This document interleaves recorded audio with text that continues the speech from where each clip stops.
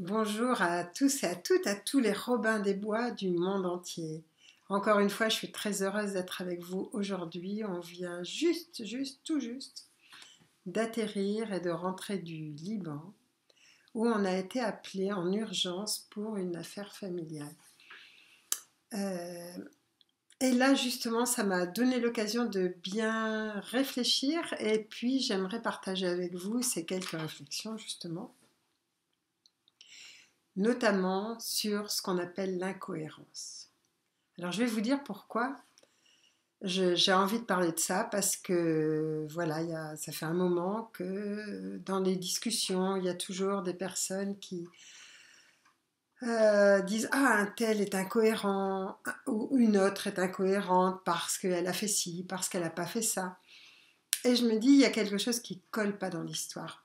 Et je me suis aperçue qu'en fait, être cohérent, c'est vraiment une histoire personnelle.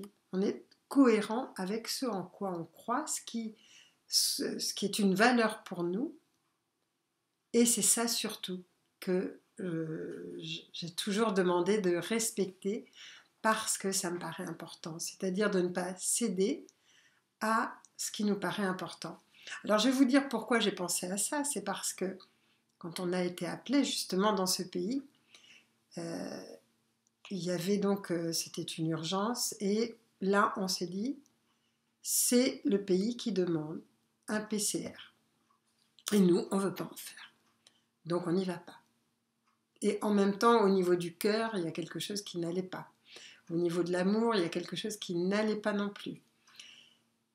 Et à ce moment-là, il y a un ange qui est passé et qui nous a dit, mais vous savez qu'à 30 km de chez vous, vous avez un laboratoire qui, lui, accepte de faire des tests salivaires, c'est-à-dire vous crachez juste dans un tube. Et là, on s'est dit, effectivement, on a une possibilité. Et vous allez me dire, mais il y a une incohérence, pourquoi est-ce que tu acceptes ça alors que, en fait, normalement, on devrait boycotter tout ce qui est passe.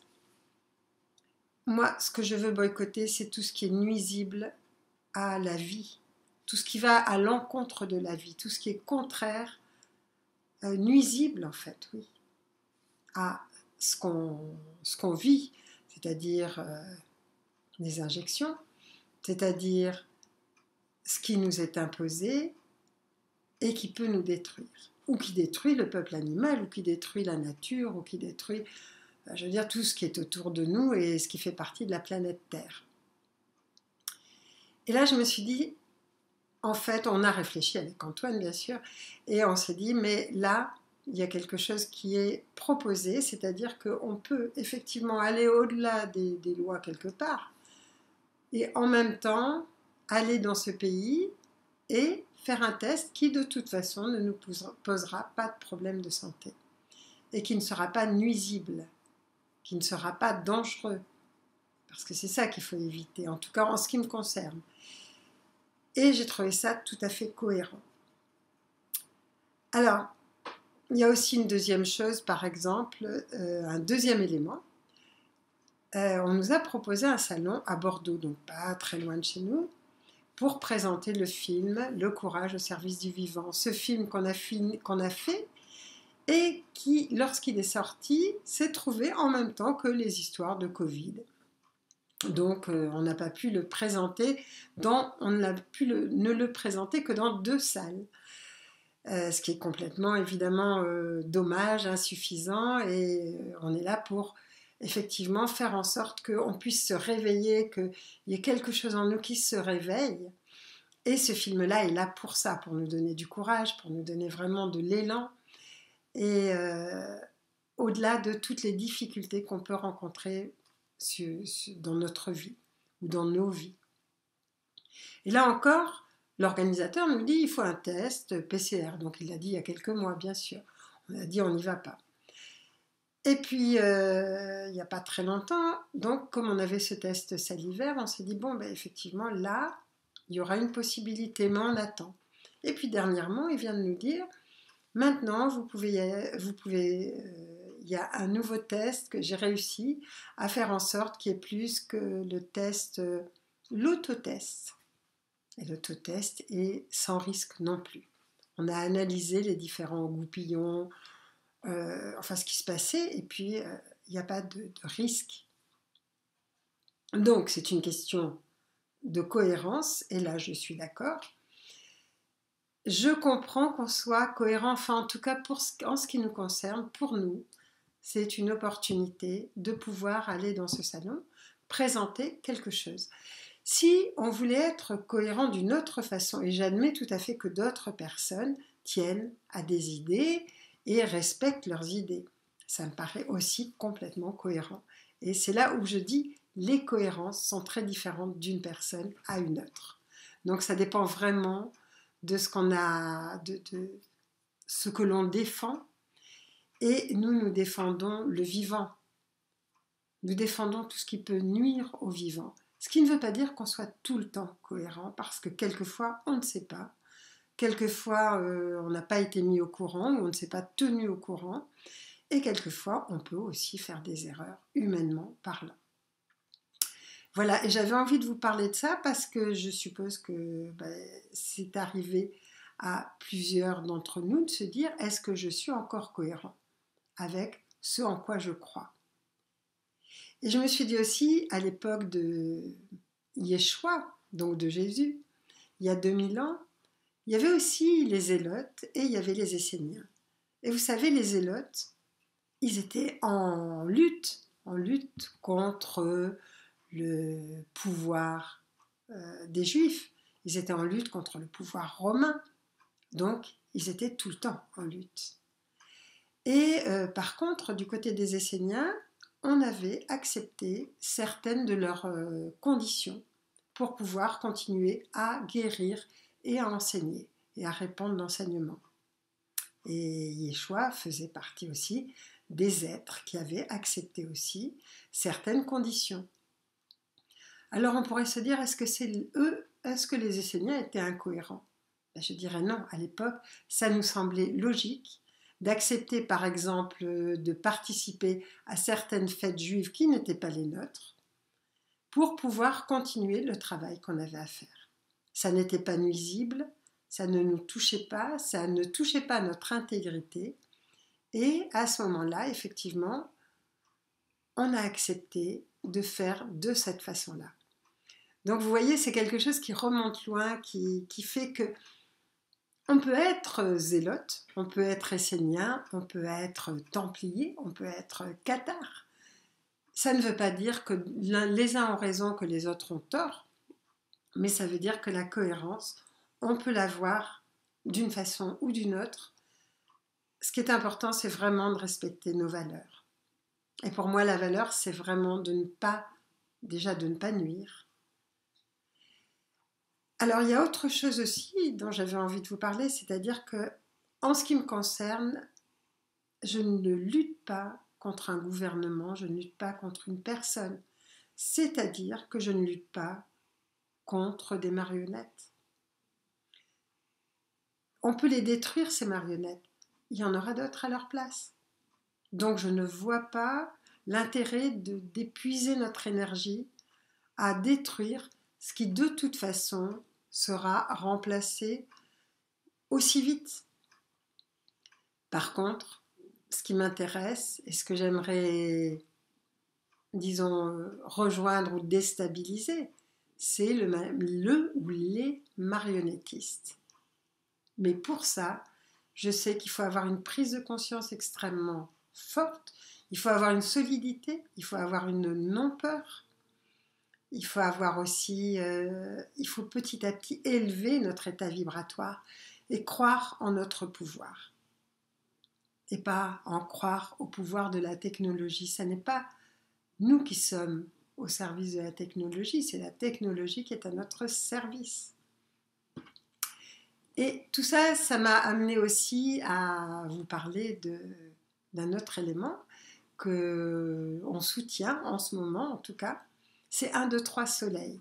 Alors j'espère que vous serez nombreux à le soutenir aussi. Vous allez voir, j'ai mis un lien sous cette vidéo qui va vous permettre, dans la vidéo, qui va vous permettre de pouvoir mieux comprendre de quoi il s'agit. Je ne vais pas le réexpliquer ici, mais cette pause, c'est aussi cette pause qu'on peut faire tous ensemble ou chacun d'une façon différente. Ça nous permet aussi de faire une pause dans cette espèce d'engrenage dans lequel nous sommes actuellement, et dans lequel nous sommes partis, et qui peut complètement nuire à notre façon de penser, à notre façon de voir les choses, qui peut complètement et qui peut permettre, cette pause peut permettre tout d'un coup de nous réajuster pour pouvoir continuer la route. Donc c'est quelque chose que nous soutenons. Alors maintenant, il y a aussi une autre nouvelle qui n'est pas forcément très bonne, parce qu'il y a beaucoup de personnes qui disent « Ah, mais peut-être que ça va bientôt s'arrêter ». Et disons que je le souhaite, comme tout le monde, bien entendu. Mais je sais aussi qu'il y a un autre virus, le virus Marburg, qui risque, en tout cas, d'arriver. Que des vaccinations sont prêtes à ce sujet. Qu'il y a des choses qui sont, disons, on pourrait dire que ce virus, s'il apparaît effectivement d'ici quelques mois, ou d'ici quelques semaines, mais je pense quelques mois, ça voudrait dire aussi qu'il va servir à cacher les effets secondaires de tout ce qui a été injecté actuellement. Et vous allez voir, là aussi, je vous mets un lien qui est très explicite, qui me paraît tout à fait logique parce que ce qui m'a été dit, c'est qu'effectivement, on n'était qu'à une des phases de l'histoire. Donc surtout, tenez bon, continuez à résister à votre façon et ne jugez pas les soi-disant incohérences ou cohérences. Chacun a sa cohérence et c'est ce qui est important. Surtout, cherchez à garder votre cohérence, à savoir ce à quoi vous tenez vraiment. Si on veut être cohérent d'une certaine manière plus dure, par exemple, si on veut vraiment contrer le gouvernement ou contrer, disons, tout ce qui nous est proposé, à ce moment-là, il faut vraiment faire comme notre ami Guy Lanctot, qui a enlevé le passeport, a enlevé le permis de conduire, a enlevé son numéro de sécurité sociale, qui ne participe pas à Amazon, mais qui fait quand même Internet. Mais à ce moment-là, on peut tout enlever. Moi, je ne le ferai pas parce que ma fonction, c'est aussi d'apporter un certain type d'information. Et pour moi, c'est important de pouvoir le faire et de me donner les moyens pour le faire. Donc après, je veux dire, j'admets tout à fait que d'autres personnes puissent le faire et j'ai beaucoup d'admiration aussi pour elles et j'ai beaucoup aussi d'admiration et d'amour pour ceux qui ne le font pas non plus. Voilà, c'est ce que j'avais envie de vous dire. Un dernier petit point, je voulais vous dire que quand on est arrivé au Liban, une fois toutes les formalités accomplies, bien entendu, et là, on avait l'impression d'être dans un pays libre. Libre peut-être parce qu'ils ont vraiment d'autres problèmes qui sans doute leur paraissent plus importants. Pensez que c'est un pays où il n'y a que 45% de personnes qui ont reçu l'injection et où on ne vous demande rien, ni dans les restaurants, ni dans les cafés, ni dans les expositions, ni dans quoi que ce soit. Et j'aimerais qu'on se rende compte que dans ce pays, moi, il y a des choses qui m'ont rendu triste de voir des personnes effectivement âgées qui étaient en train d'essayer de vendre des petites choses, des pains ou de vendre quelque chose pour garder leur dignité, mais en même temps pour essayer d'avoir un peu de sous. Imaginez simplement tout ce que vous dépensez pendant un mois, c'est-à-dire au niveau du chauffage, au niveau de l'essence, au niveau de l'électricité, au niveau de la nourriture, au niveau des médicaments. Imaginez tout ce que vous dépensez et imaginez que vous gardiez le même salaire et que tout ce que vous dépensez est multiplié par 10. À ce moment-là, vous allez vous rendre compte combien là-bas ça peut être difficile. Et malgré tout, ils font ce qu'ils peuvent pour rester cohérents, rester en vie, en tout cas. Il faut savoir quand même, et ça on l'a appris aussi, que tous les, disons, tous les organismes qui s'occupent des suicides disent on n'a jamais été aussi débordés et on reçoit même des appels d'enfants. Alors je ne vais pas vous parler de la politique du pays, ça n'est pas mon travail, ça n'est pas non plus ma capacité, mais je peux vous dire que quand même, si nous on en arrive là, j'espère qu'à ce moment-là, on se sera aussi organisé pour pouvoir se soutenir les uns les autres sans critique. Soyez sûrs que ce qu'on veut voir sur Terre, il faut déjà qu'on puisse le voir en nous et autour de nous. Si on veut voir de la générosité, il faut être généreux. Si on veut que sur Terre, il y ait de l'amour, il faut qu'on donne de l'amour.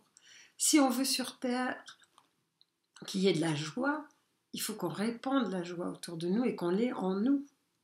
Je veux dire, il n'y a personne qui le fera à notre place et ça n'est pas la peine d'attendre que d'autres personnes le fassent, que des gens viennent nous sauver, que des instances viennent nous sauver, ou nous prennent en main, ou s'occupent de nous.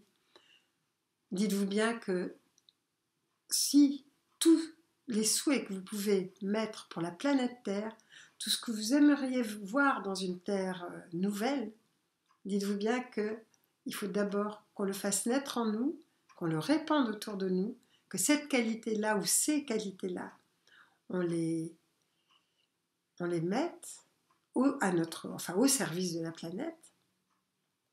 Et à ce moment-là, vous allez voir que ça va changer. C'est certain. Moi, je suis sûre que tout va changer. Je sais aussi qu'on n'est pas au bout de l'histoire, mais si on tient bon et si on arrive à créer des îlots de joie et de sérénité, au moins de sérénité ou de paix, à ce moment-là, ou de chaleur ou d'entraide, à ce moment-là, il va se passer de très belles choses. Voilà, alors c'est vraiment ce que j'avais envie de vous dire après ce retour de voyage. Et c'est vrai ça fait 1 an et demi, 2 ans qu'on n'a pas fait de voyage parce qu'il y a des choses qu'on n'acceptait pas, qu'on n'accepte pas toujours. Mais je pense qu'on peut trouver des moyens pour y arriver. Et pour y arriver autrement et arriver à se libérer du carcan qui souvent nous pèse ou nous oppresse. Et le fait de se rencontrer aussi physiquement, en présence les uns des autres, ça nous aide. Alors nous n'avons pas encore pu visiter les cantons solidaires. Je sais qu'il n'y en a pas trop loin de chez nous, on va essayer de le faire. Et puis on vous donnera des nouvelles, je vous donnerai des nouvelles. Et si vous pouvez le faire, faites-le. Et aussi, si certains d'entre vous, vous avez envie d'être point contact pour 1, 2, 3 soleil, vous regarderez dans les vidéos qui sont mises en dessous de ce que je vous dis là, de cette vidéo-là. Vous verrez qu'il y a des contacts, enfin, vous pouvez écrire, vous pouvez envoyer des mails, vous pouvez peut-être téléphoner, je ne sais plus s'il y a un téléphone, mais enfin, il y a de quoi faire. Voilà. Et je vous souhaite vraiment le plus beau et le meilleur.